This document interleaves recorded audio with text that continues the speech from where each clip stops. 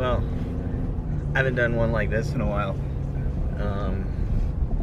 Just have not found the time for anything else really. Tried to do some stuff, but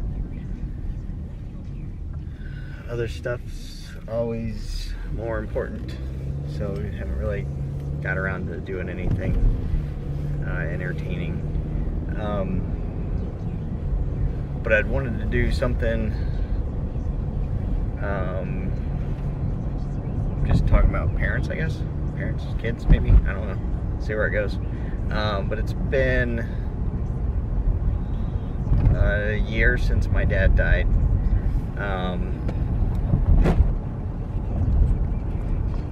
Not from COVID-19. And pancreatic cancer.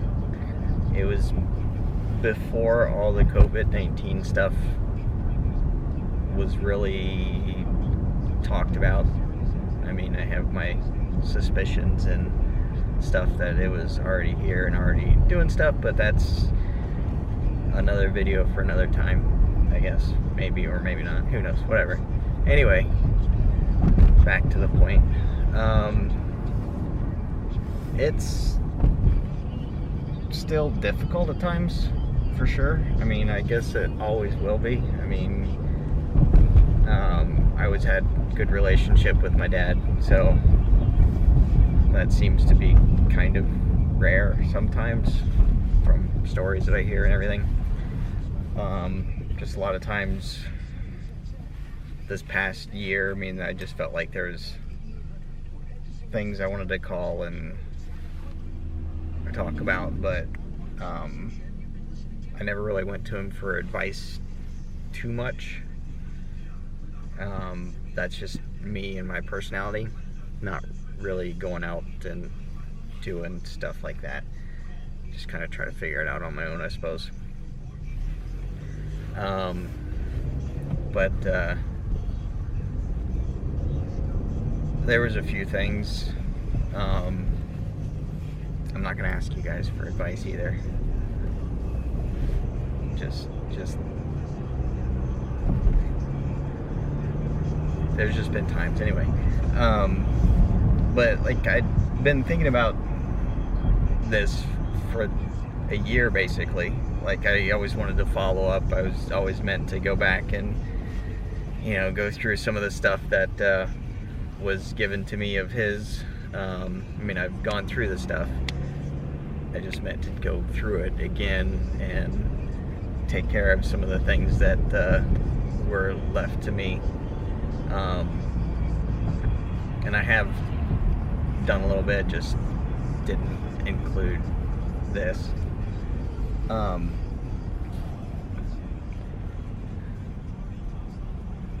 But it just started to think about stuff in general.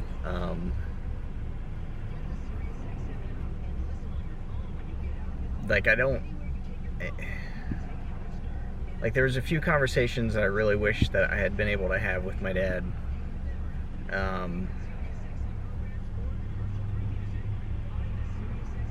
Because I don't really ever recall him really upsetting me.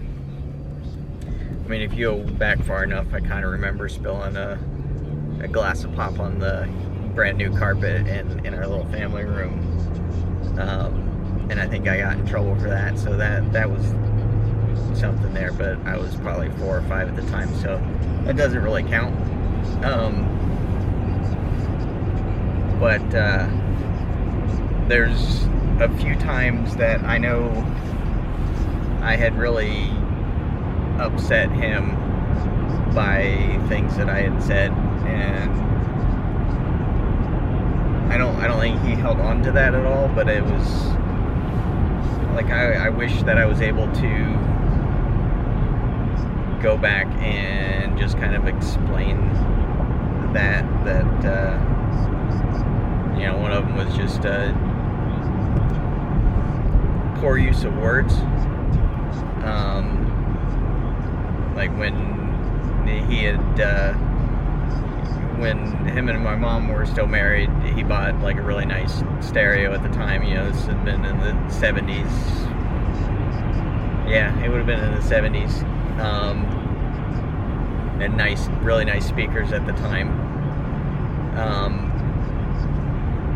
And I held on to it. I think I still have all of it. I know I still have the speakers. I'm pretty sure I have the receiver, and I think that's all we had.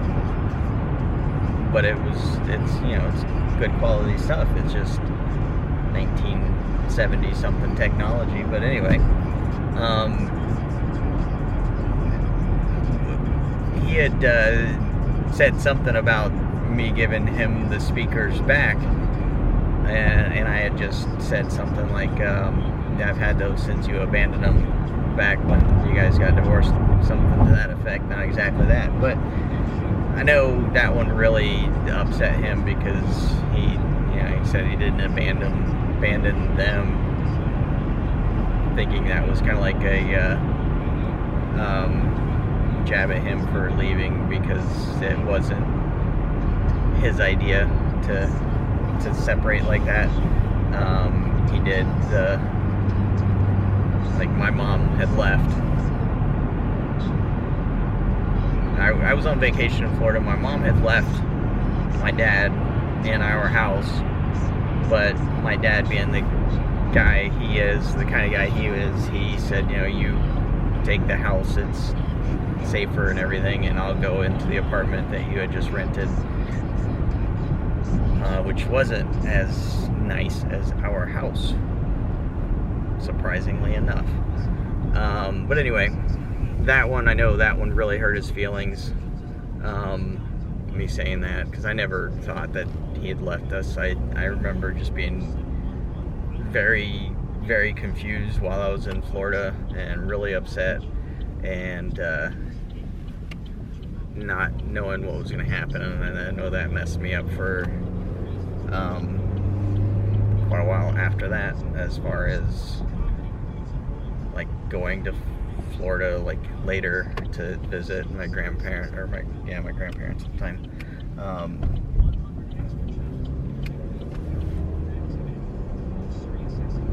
But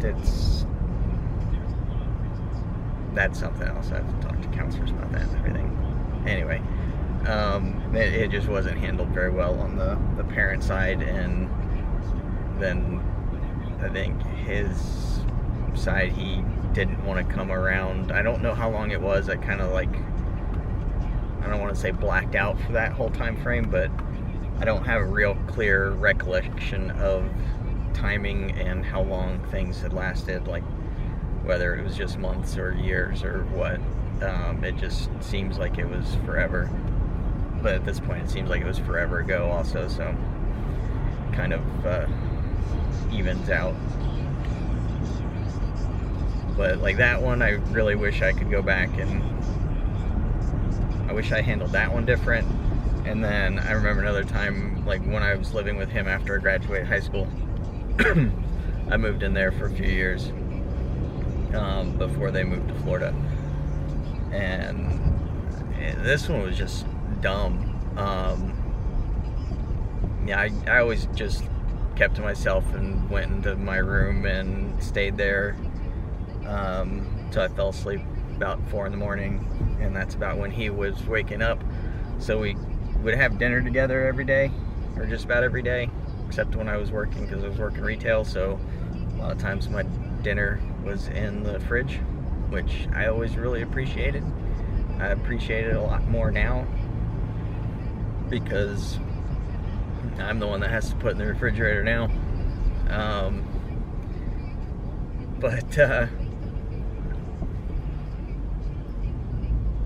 That one, like, it was a weekend, and I think he knocked on my door. He said, "Why don't you help me take out the trash," or just something like that.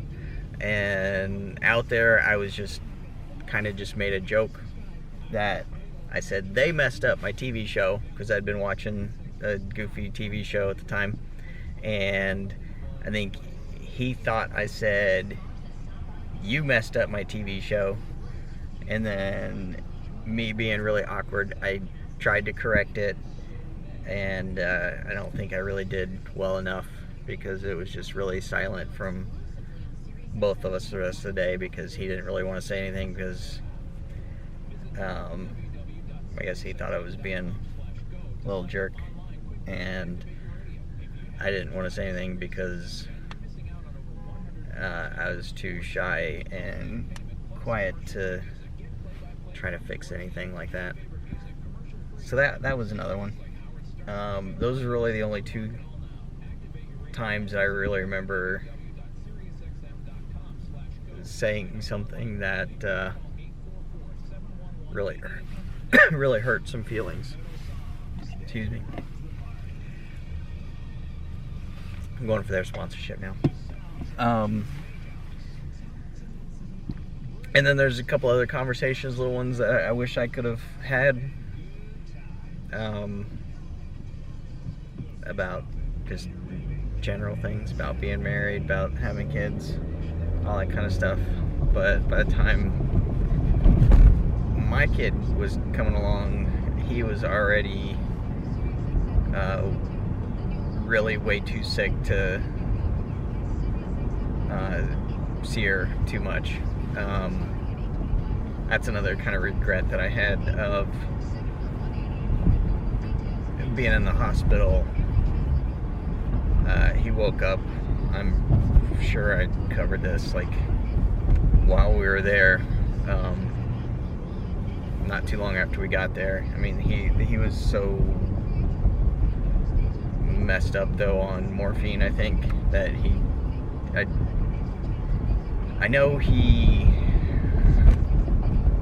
was aware of me being there, and I'm pretty sure my wife and daughter are there too, but he couldn't really communicate very well. I know he was trying to tell me something, and I just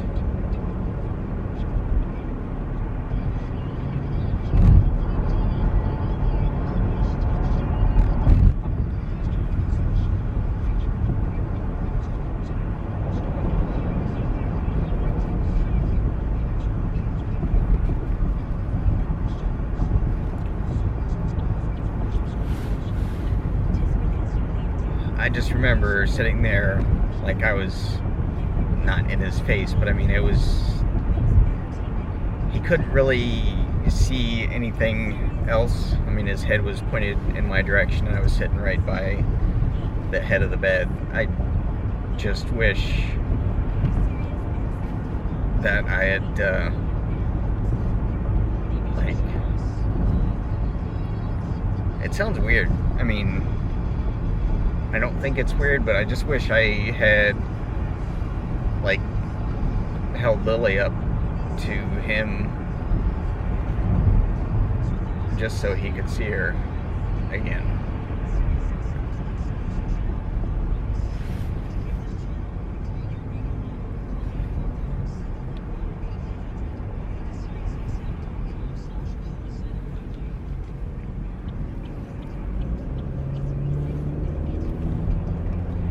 I know he was really excited about having her around.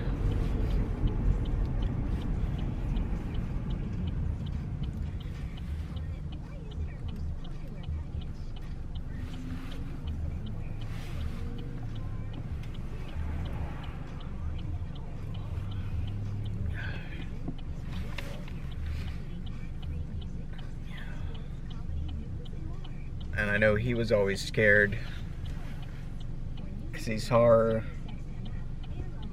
twice. You know, why he was okay. And he was nervous, scared, what have you, whatever, however way you want to phrase that, because he was really close with his grandfather. And I had only met him twice, and then he died. Or, well, I think my dad said I only met him once, and then he died. So my dad had kind of a superstition, sort of, about seeing her again, because that he thought that would be his end. So he did get one extra visit in there, I suppose.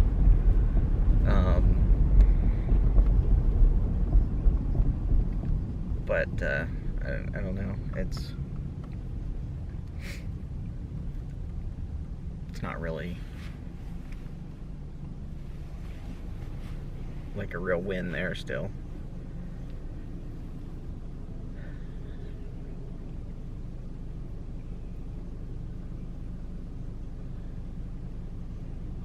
But then, I don't know. But so those are a couple of conversations that I had wished I had been able to have. And just the regular, normal conversations that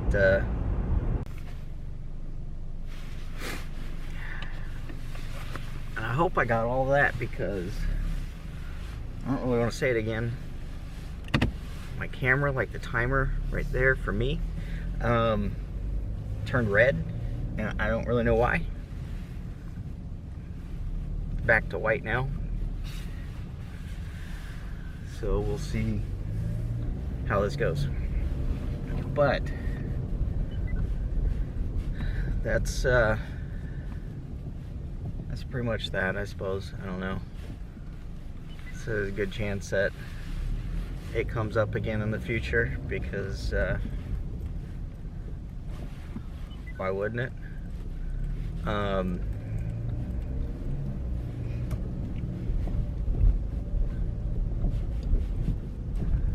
It's like, thinking about it hurts, because I mean, well, the obvious, Dad passed away. It's a hurtful kind of thing, but then it makes me scared, because I don't want to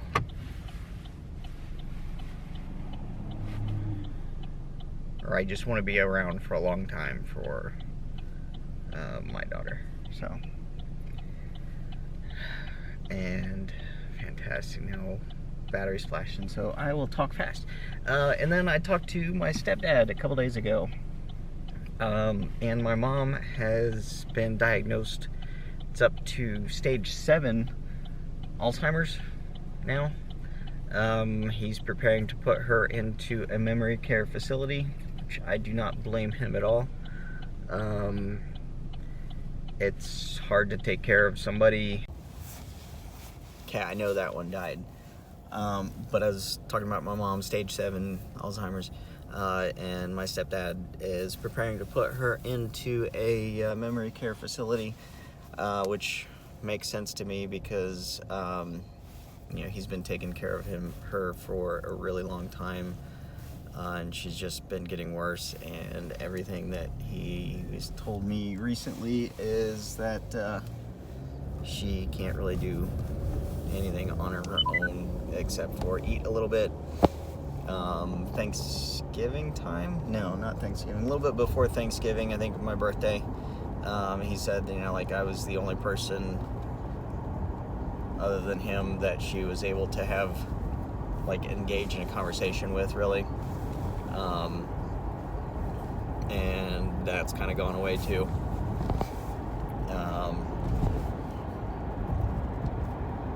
So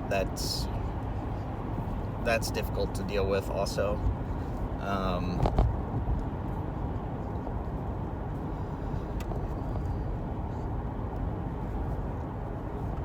But that he's planning on having her move there in February, after, I guess, everybody at the facility that she's going to, which is supposed to be a nice place. I don't really know anything about it yet. I was going to look it up, but again, just no time for anything other than everything that I do. Figure that one out. Anyway, so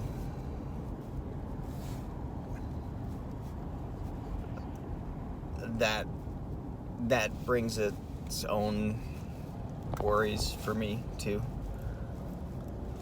I don't know when she was initially diagnosed.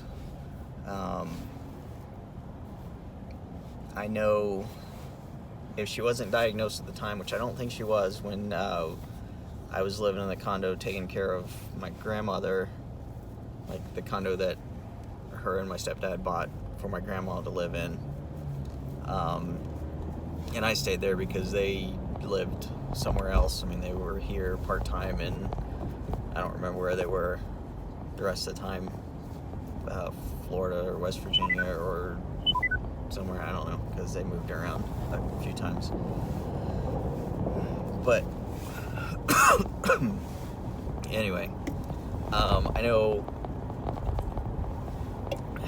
that was back 2004. I closed my store 2004, 2006, I guess, maybe. Somewhere around there, 2005, 2006.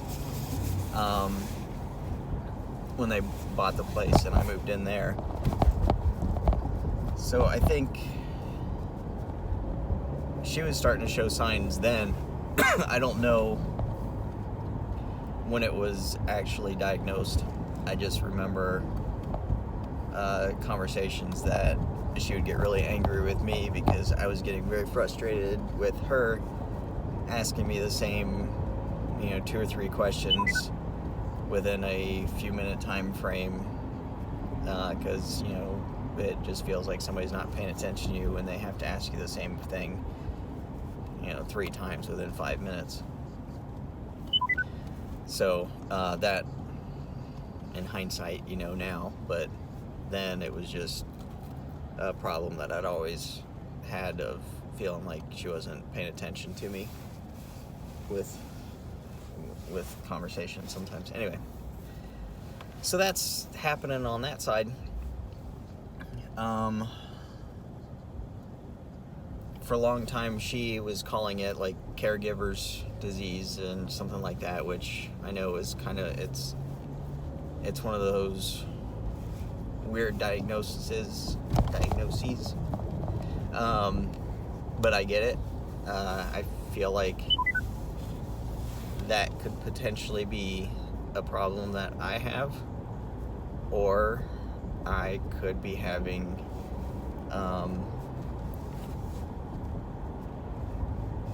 early signs of that, of Alzheimer's type thing, and that's scary. I know I don't remember stuff like I used to. I mean, it's not crazy stuff, because I think it was crazy kind of the stuff that I remembered before, where I basically had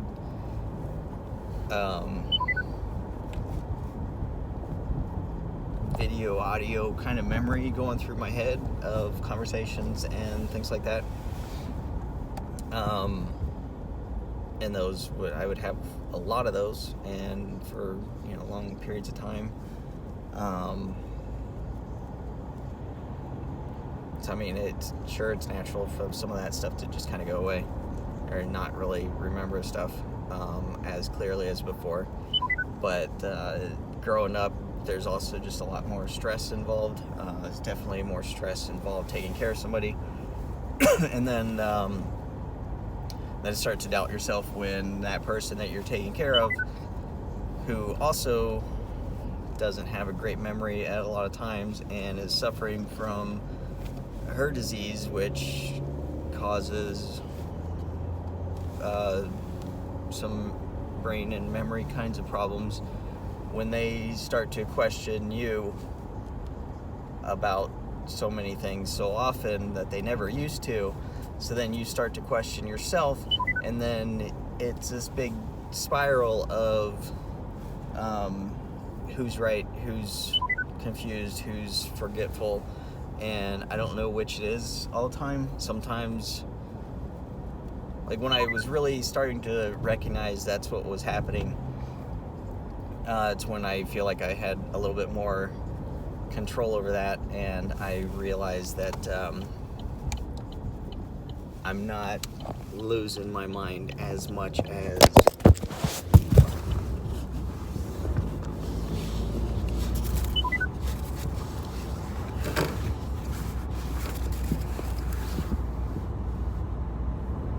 not losing my mind as much as I'm losing the phone on the floor.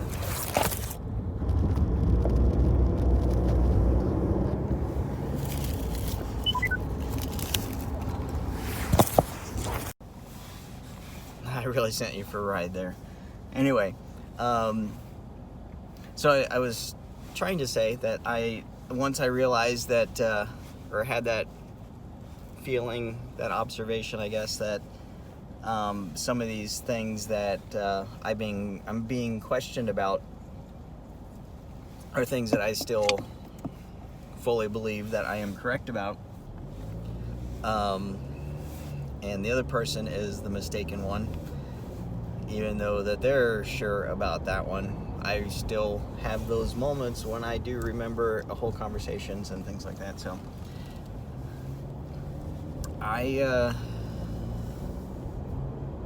feel a little bit better about that. Still worried about it, but just the fact that I'm not completely always unsure whether I'm remembering things accurately or not.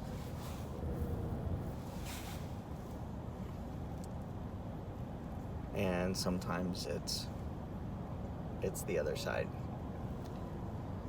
So yeah, well, so what is it? Is it caregiver's degrees? Is it early onset Alzheimer's? I'm fairly sure I can pass the man-woman camera elephant in the room test. I've taken a few of them because who didn't take the test in the last year or so, year and a half, I don't know, whatever.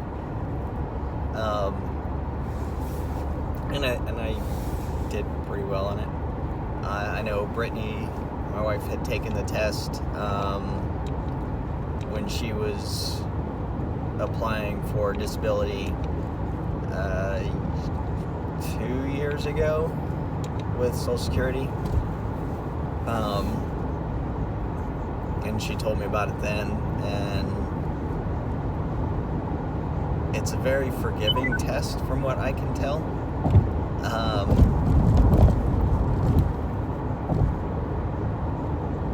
So it would, I guess it would really point out if you're well into the stages of Alzheimer's. I guess they might be able to tell you if you're at the beginning of it. I don't really know.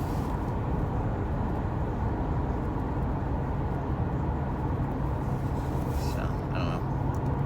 Anyway, so that's the other fun.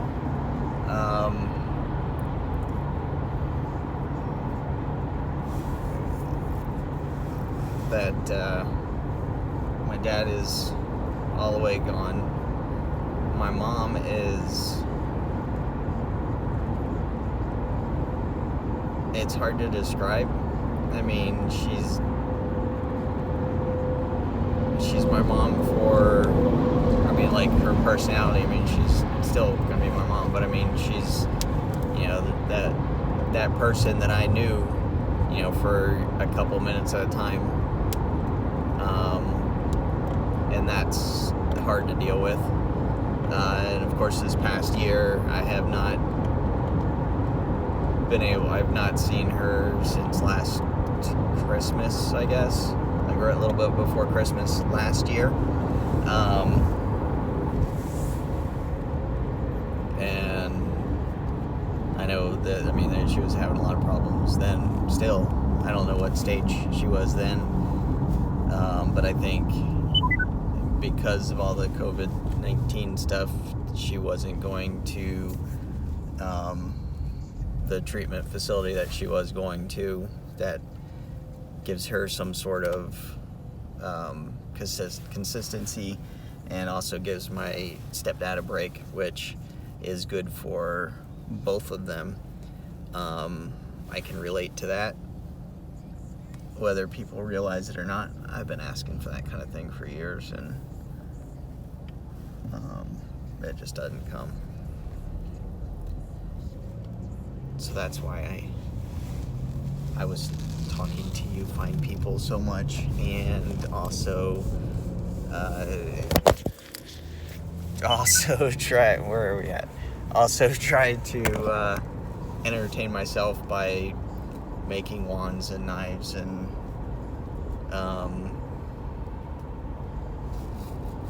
other goofy things like that, because I gotta do something to release some of the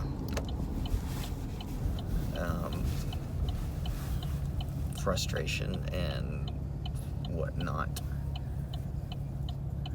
because I can't really go out drinking anymore. Bars close at 10. Come on, I never even used to go to the bar until like 11.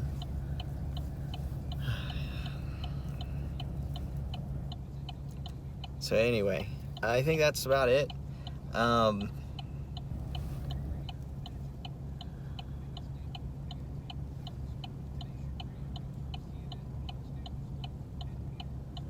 Yeah. Just to sum up, it's been a year since my dad died.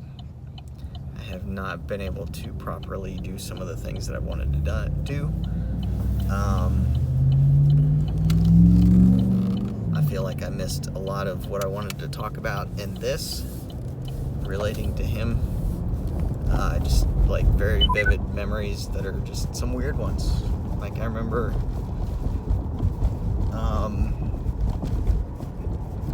being in the car. He's towing the boat back from Alum Creek when we used to go and go fishing sometimes. I remember looking out the back of the car because we didn't have seatbelts. I mean, not seatbelt. Well, yeah, we didn't really have seatbelts then either. We didn't have car seats and stuff like that. I mean, I was pretty small.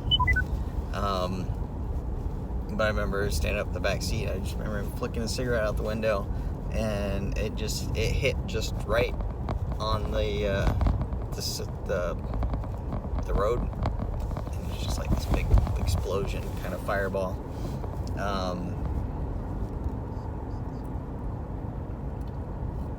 And just like little snippets of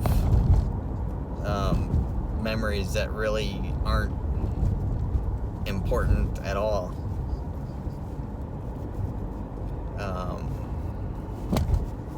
So that's kind of weird. Anyway, I don't want to jump back into the beginning of this and do it all again, especially since I'm almost home.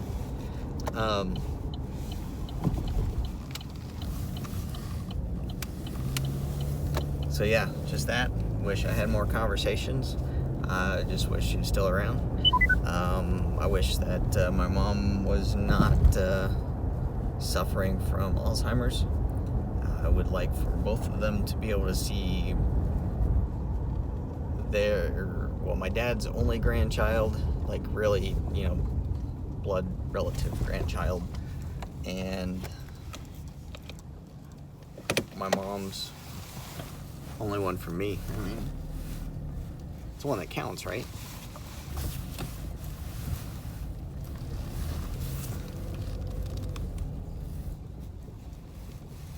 But yeah, I just wish they're gonna be around. I hope I'm around for a really long time.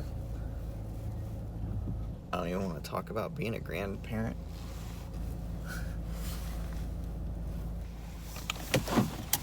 Like for a while, I was thinking like I didn't want to be, because that would mean that she was having kids really young, but I mean, I'm 10 years older than my dad when he had me, so he died. He was almost 80, so I kind of plan to be around at least that long. I got 30 more years, so she'll be 32, almost, not quite. That seems reasonable.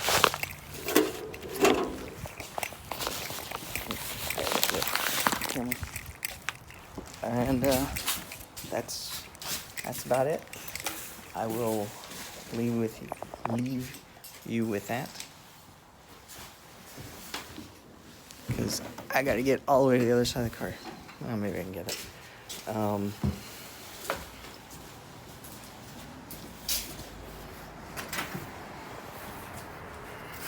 Yeah, I don't know. I don't have much else to say right now.